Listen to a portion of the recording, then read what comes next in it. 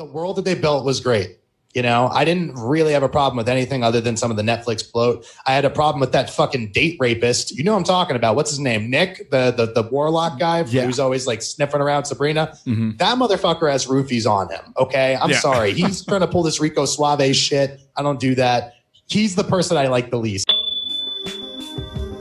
All right, so now let's go ahead and jump into the main event of what's in the box today. We got Sabrina. I know Ruthless did a great job analyzing the bits and pieces that you two ended up watching last week. But now, after everyone has more or less seen the majority of it, we're here to now give you our reviews. Christian, I think if we do spoilers, let's go ahead and talk about that towards the end. But for right now, let's do our initial reactions and our likes and our dislikes and all that. Yo, man, I liked it. I didn't love it. I wanted to love it. Believe it or not, even though it's 10 episodes, it has a little bit of the Netflix bloat problem still. You know, maybe 1 or 2 episodes fewer would have been better for it. But aside from like, you know, little criticisms, it's actually really good, man. And, you know, you got to love the tone that it's doing because it does have schlock, it does have camp, but it's also going for genuine scary moments. It obviously loves and reveres horror films because you see references to a bunch of them throughout the season. And the performances are great, man. Like, I liked everybody. I honestly just felt like we spent a little bit too long in that world. That's my initial criticisms. What about you, sir? I liked it. It's funny. We pretty much more or less have the same opinions on this. So I think it's good. This is going to sound like a weird analogy, so just bear with me, people. I kind of had that Disenchantment situation where the first 2 or 3 episodes is kind of like, oh, here's the grand adventures, and I can't wait to see where this goes.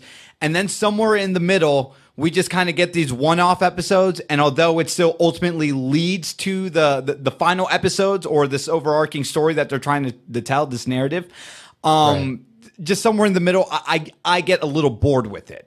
Bro, but that's listen, let me just jump in because I agree. Here's a perfect example. The Dream Demon episode, which is a good episode. Like, it is. There's nothing wrong with it. But for some reason, like, it felt like the entire show came to a screeching halt to do those episodes, those standalone things. I think the first 3 are like really solid, and I think the last 3 are really good. But you're right. Somewhere in between there, it kind of loses momentum. And again, it's never bad. It's never not interesting. It's just a little too long. And even some episodes that I liked, I was like, maybe this needs to be 45 minutes.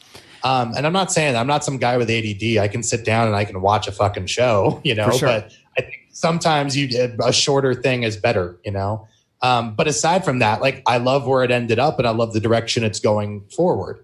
So it's not a bad thing. I didn't feel like I wasted any time watching the show at all, you know? Absolutely. So let's go ahead and talk about the cast because, again, I don't know too much about, you know, Sabrina, and you said it was based off a comics, and I think they even tell you in like the opening credits, right? It's like based off this Archie comics and all that.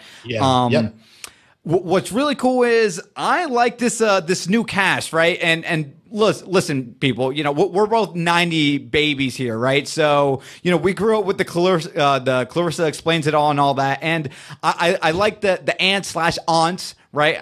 Don't know how you guys want to say it, but I like these new versions that we get here with Zelda and Hilda. And then I even like the cousin Ambrose as well. I really like the supporting cast in this a lot. And they were very fun. I mean, you know, there's times when it was a little slow for me in the middle, but, you know, when I see the supporting cast and the settings, I'm always immediately sucked in.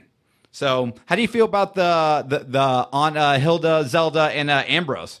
Because I love Hilda is one of my favorite parts of the show, like almost hands down. Hilda and Prudence are probably the 2 MVPs if you had to distill it down to who was the best.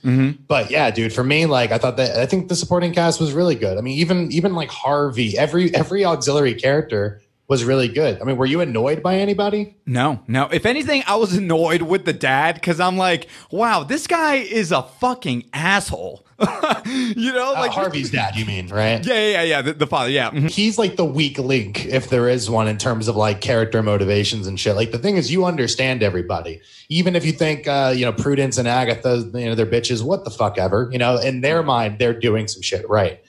So they did a really good job with that. Zelda pissed me off. Zelda is a stone cold bitch the entire goddamn show. Yeah. She doesn't appreciate her sister, where she fucking cries over Hilda being gone forever. Yeah. I'm straight up like, the audacity of this bitch to fucking treat her so poorly and then fucking cry about it. I don't know, man. It fucking bothered me. She was not my favorite, but as far as a character in a show, it was pretty solid, man. You know what I mean? What didn't you like about it? What didn't work for you? Okay, so here's my minor nitpick. The cat, what was the cat's name? Salem, right? Salem didn't talk, right? And I don't know if that's a comic thing or if that was just from the Clarissa Explains It All days. So people, please don't attack me. But I like how they introduce the character. They do something early on with Salem, and then it just kind of in the background, it just kind of doing its own thing. And it's like, it's not really protecting Sabrina. If anything, it might be like a conduit to be like, oh, I have to warn them, but I don't talk. So yeah, she's fucking Lassie. Yeah. Well, everyone can understand. It's fucking implied that everyone can understand the meows. You know what I mean? So I guess that's a cheat. But in the finale, they have the Raven talks, and you actually hear the Raven speak. So I think like they're setting that up as a possibility. Plus the showrunner's already come out and said that he'll probably talk at some point. So for all those people who are like, that Salem doesn't talk, I ain't going to watch the fucking show. Get over yourself. All right. Like, it's a good show and they're going to eventually get to it. Who was your MVP of the show, man? You know what? I like the lead actress. Like, that's the thing. Like and I don't know her name, but the person who played Sabrina, I thought she did a phenomenal job. And I think what made the show great too was the setting. Like, here's the thing. It balanced, what's that one show that these creators have done with Riverdale. Riverdale with Emma Roberts, right? That is probably a little bit more comedic, but when I watch Sabrina, it really is a nice 50-50 balance of like, oh, this is fun, this is campy, and then when you're watching it, you're like, oh, that was really intense. And I mean, before we start talking about spoilers here, there's a point in episode 8, and this is when it picked up again, right? Where I was just kind of like, okay, so I got 2 more episodes, and then I'm like, what did Sabrina just do? And then I was immediately hooked onto the show again. And it was at that point where I'm like, okay, yeah, I mean, I've already been seeing the waves of, how serious and lighthearted this show can be. But when it gets serious, it kind of gets serious and a little frightening, too, with some of the imagery they have, especially when they keep on referring to Satan himself, right? So I really love all that stuff. The world that they built was great.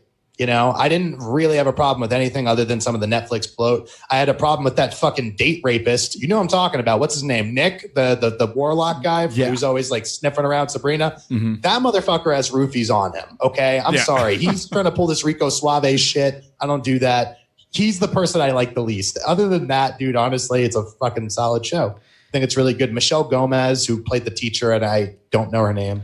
But Madam Satan, as she was Miss she was Miss Wardwell, right? Yeah. There you go. Yeah. I forgot her name. Sorry about that. But she's great, and I knew she was going to be great going into it. Man, she did great work on Doctor Who, and considering she dies in the first 45 seconds of that show, I'm glad they found a way to bring her back and to get some use out of her talents, man.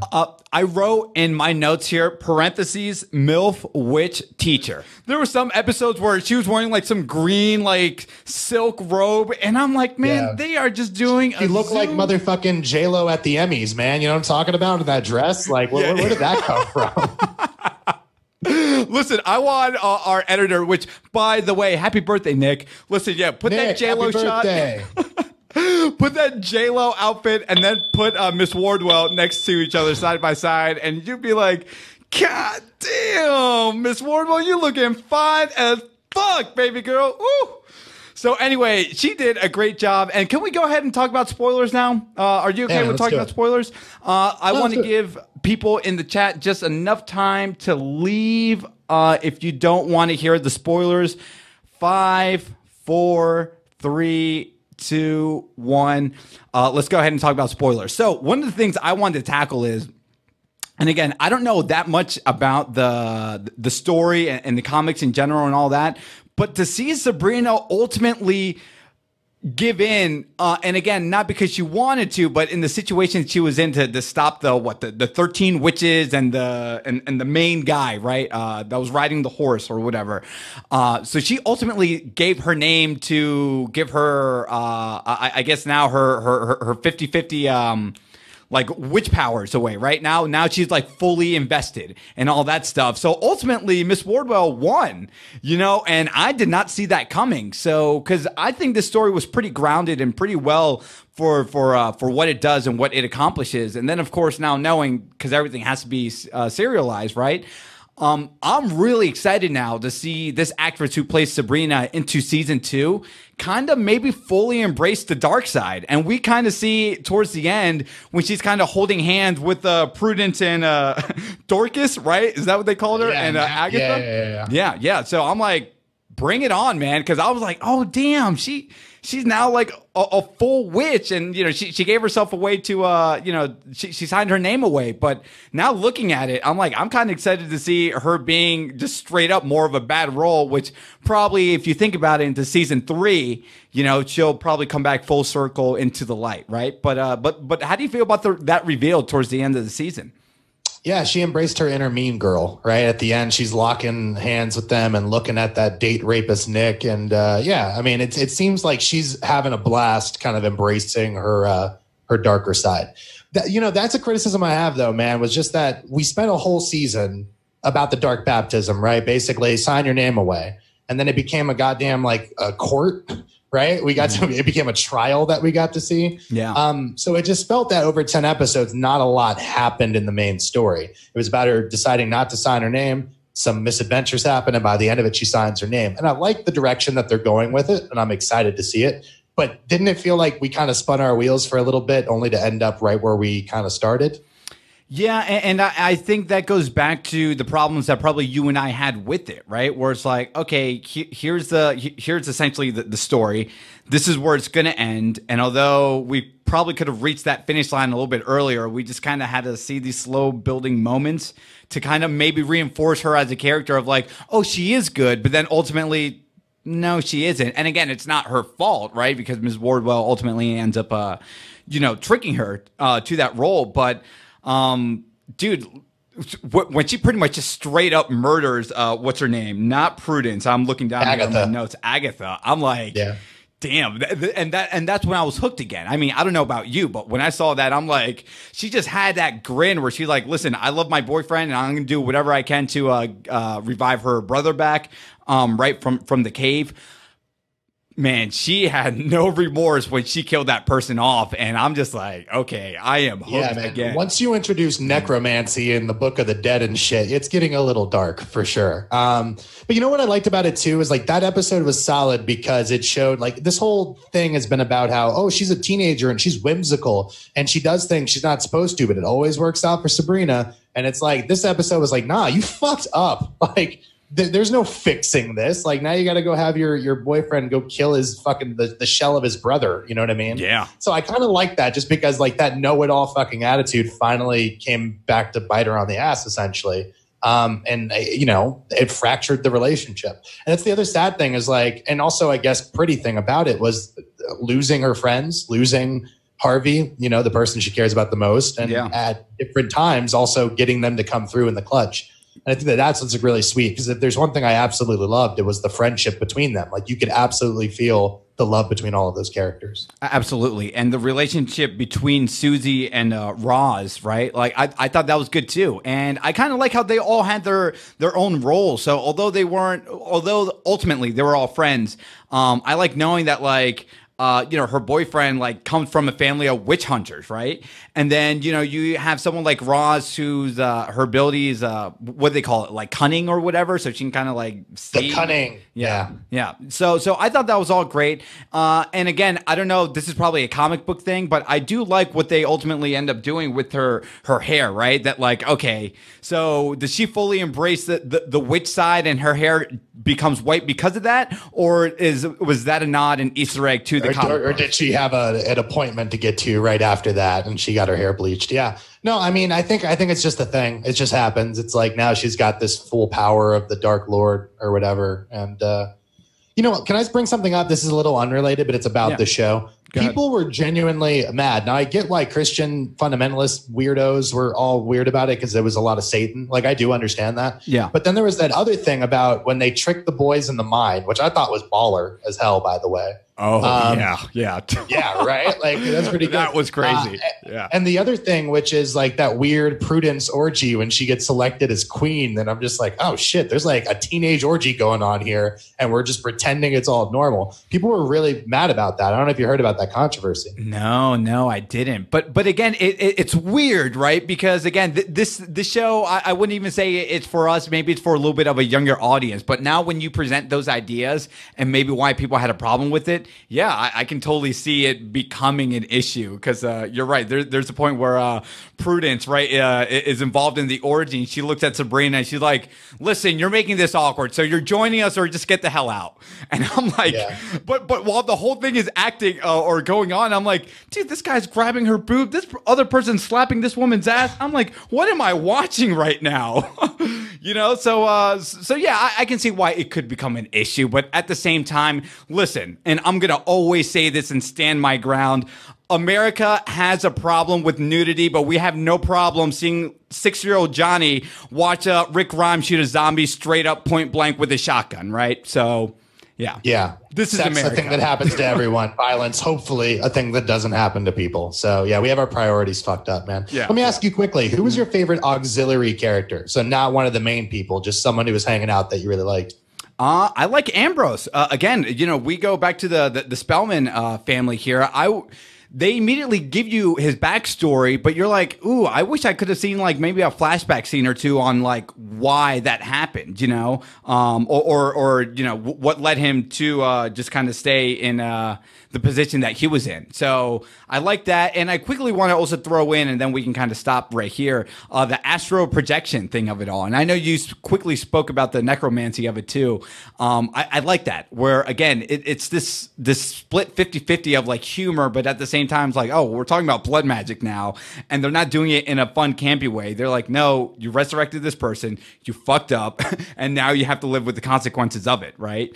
Yeah, man, when it got dark for sure. I just wanted to say the other person I really loved was Roz's grandma, who basically was playing like Doc Brown from Back to the Future mixed with Scatman Crothers from The Shining. You know, the old dude who's overlooking the motel or the hotel in The Shining. Like, just the craziest, like, batshit should be bad. Like, every single line should be a laughing line, and yet it's kind of funny. But I wanted to give her love because that's Rose from the Lost pilot. She was actually in all of Lost, but I know you've only seen the first 2 episodes of Lost. So I just wanted to give her some love because I thought she was kind of great, man. You know, even though it's a ripoff of Stephen King, that shit was basically The Shining. Gotcha. The Cunning is basically The Shining. That's all.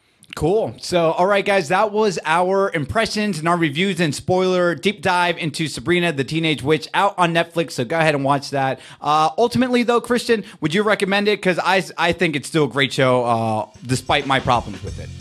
Oh, yeah, no, definitely recommend. It's a solid show. It could be a little bit tighter, but it never got bad or boring. And the direction going into season 2, really exciting and really intriguing.